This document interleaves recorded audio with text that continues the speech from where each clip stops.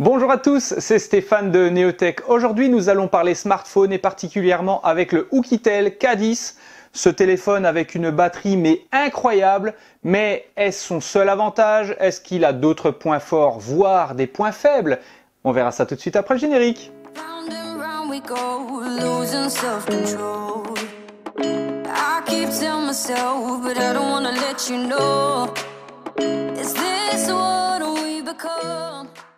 Alors avant de commencer avec les caractéristiques techniques que l'on va juste effleurer parce qu'il y a tellement à dire sur cet appareil qu'on ne pourra pas tout développer en détail. Toujours est-il que je vous mettrai un lien en description avec toutes les spécifications techniques détaillées. Vous allez voir, c'est très complet. Toujours est-il qu'on va commencer par un petit déballage des familles bien sympathique. On va voir ce que l'emballage propose, ce que le Oukitel nous donne en dotation et vous allez voir, c'est plutôt sympa tout ce qu'il y a là-dedans. Alors on va commencer donc par le déballage. Voilà, on va mettre le couvercle de côté. Évidemment, il s'agit d'un déballage, non pas d'un unboxing. La nuance est que le téléphone, je l'ai utilisé une quinzaine de jours. On remarque que c'est la version noire et or. Il existe une version noir, donc avec les inserts, au lieu d'être dorés comme c'est le cas ici, ils sont tout simplement noir poli, du plus bel effet. Alors comme l'on voit déjà, quand on voit déjà ce téléphone, on remarque qu'il a un double capteur intéressant et un double capteur à l'avant. Alors en dotation, qu'est-ce que nous avons? On a une coque silicone, toujours sympa, franchement c'est pas mal. Je mets ça de côté, on va voir plus loin maintenant dans le petit tiroir. On a trois compartiments. Le premier, vous vous en doutez, c'est la partie chargeur. Alors, il s'agit d'un chargeur en charge rapide, donc 5 volts 5 ampères, donc c'est vraiment quelque chose de balèze et on va comprendre pourquoi tout à l'heure, parce que vraiment sous le capot il y a ce qu'il faut. Alors ensuite, oulala, tout des petits accessoires et on va comprendre pourquoi très rapidement. Déjà celui-ci, c'est un USB type C, donc ça il faut le savoir, intéressant, vers USB femelle. Alors pourquoi est-ce pratique? Bien tout simplement parce que ça signifie que votre téléphone est OTG ou si vous préférez on the go. À quoi ça sert? Tout simplement à brancher par exemple un clavier, une souris, voire les deux si vous y ajoutez encore un hub, voire une clé USB pour étendre la mémoire, que sais-je. Donc c'est toujours sympa et bon à savoir. Autre petit connecteur, c'est celui-ci, donc toujours en USB type C vers jack 3.5. Alors on comprend également, ça signifie que ce téléphone n'est pas pourvu d'un jack 3.5 en dotation, qu'il faut donc utiliser ce petit adaptateur, ce qui n'est pas un problème pour moi parce que j'utilise constamment un casque sans fil.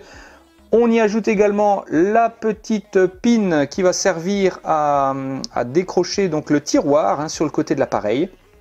Petit pin bien foutu, bien propre et tout. Et bien sûr le câble de chargement, donc qui accompagne la multitude des petits accessoires.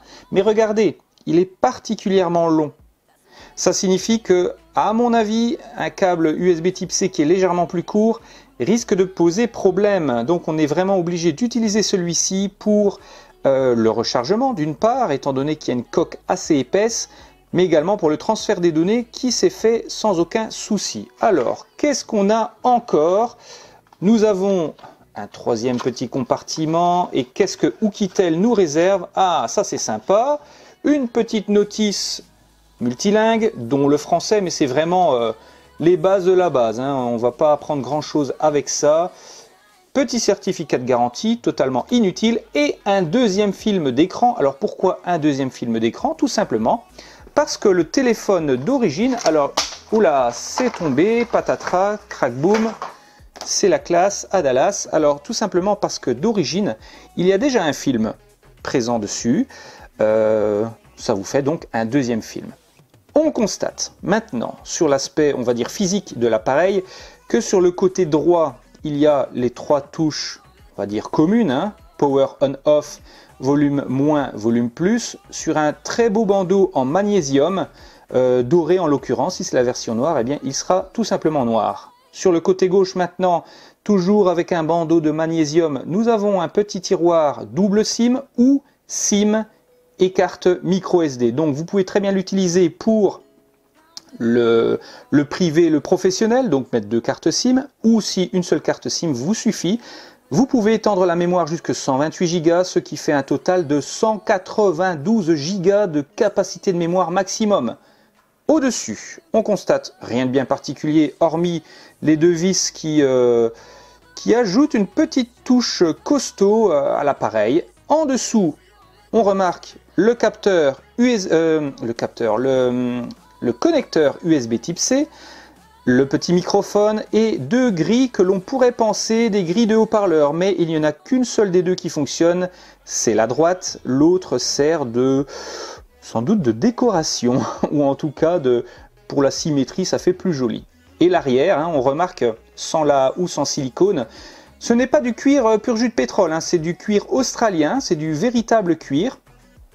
Agrémenté par les petits inserts, donc comme j'ai évoqué tout à l'heure, les petits inserts en couleur dorée. On remarque donc le double capteur photo ainsi que le capteur d'empreinte. Il y a également un double flash LED pour faire des photos réussies, mais on verra les résultats tout de suite après. Alors plus techniquement, qu'est-ce qu'il a sous le capot ce Oukitel K10? Déjà, comme je l'ai évoqué en introduction, il a une batterie incroyable de 11 000 mAh, donc on comprend pourquoi ce téléphone bénéficie d'un chargeur charge rapide, donc sous 5 volts 5 ampères, donc ça envoie du steak. C'est un chargeur qui va donc permettre de charger suffisamment vite la batterie de 11 000 mAh. Je vous promets, ça fait 15 jours que j'ai ce téléphone, en 15 jours je l'ai chargé 2 fois. Alors je précise, j'y ai mis une carte SIM, donc il est sur le réseau, il est sous Wi-Fi jour et nuit.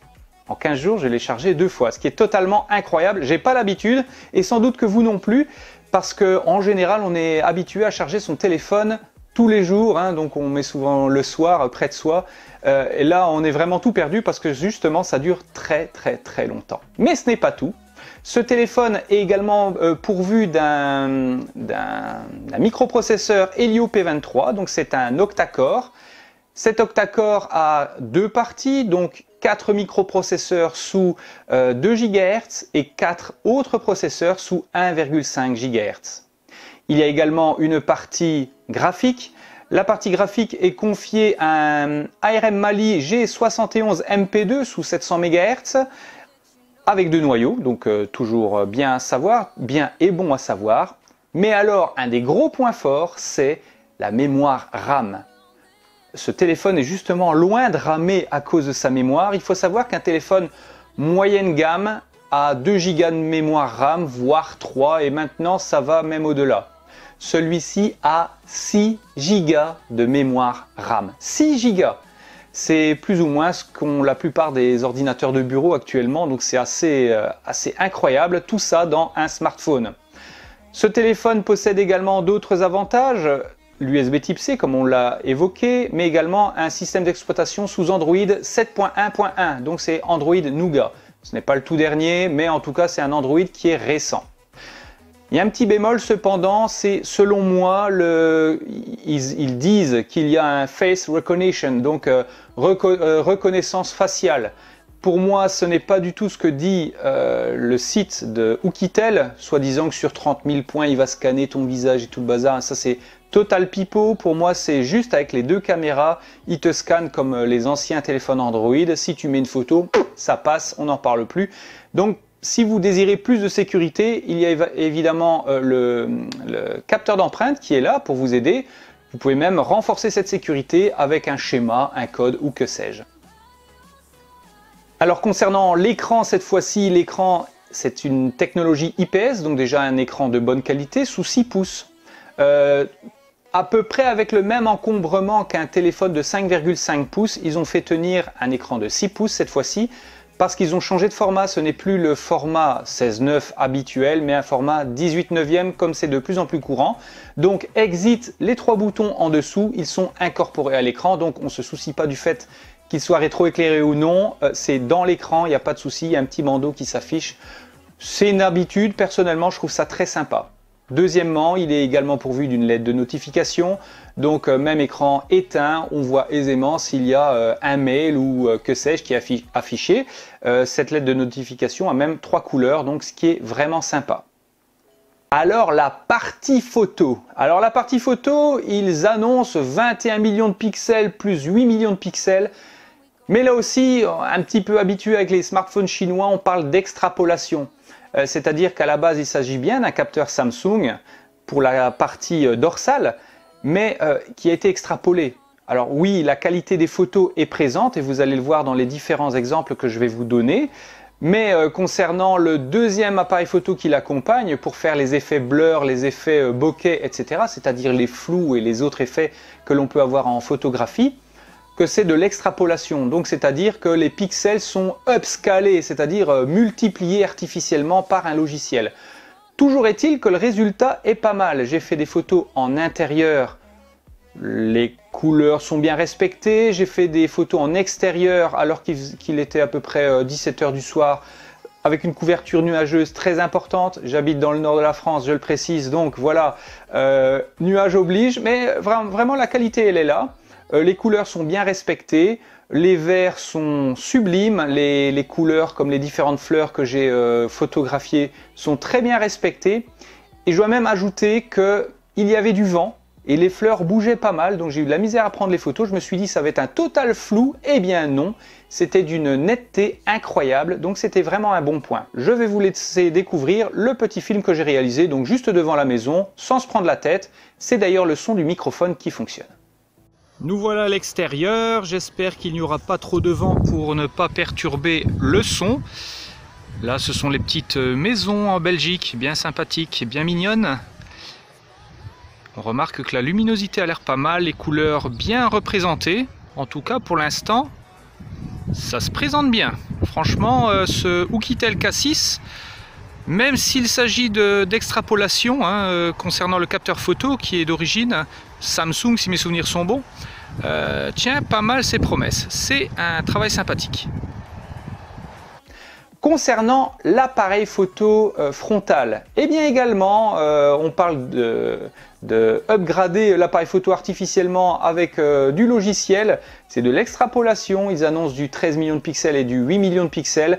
On s'aperçoit très vite des limites physiques de ces appareils photo parce que franchement ça fonctionne bien, mais on ne doit pas demander non plus les mêmes performances que des téléphones qui coûtent 3 fois plus cher. On se rend bien compte.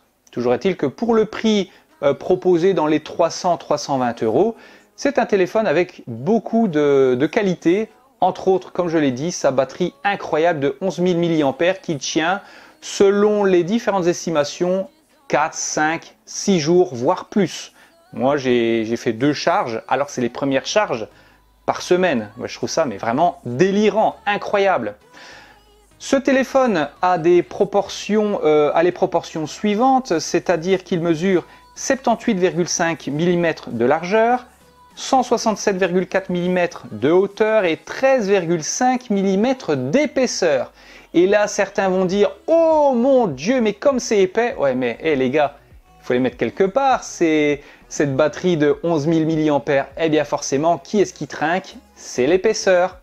Mais avouez, quand on a un téléphone comme le mien, le iPhone 6S Plus, qu'il faut charger au moins une fois par jour, voire 2 fois, on se trimballe avec quoi? Avec une batterie de secours. Bien là, c'est pas la peine. Vous avez en quelque sorte votre batterie qui est tellement énorme que vous ne pensez même plus à utiliser votre batterie de secours avec un tel appareil. Ça peut servir pour d'autres choses évidemment, mais en tout cas pas pour votre Oukitel K10 qui a une batterie mais démentielle quoi. Donc ça c'est vraiment un gros point fort. Alors là je vais prendre mon papier parce que c'est déjà plus technique. Alors concernant les bandes GSM, ils fonctionnent sous 850, 900, 1800 et 1900 MHz, donc c'est un quadribande sans aucun problème. Concernant les bandes LTE, ils fonctionnent sous 800, 900, 1800, 2100 et 2600 MHz.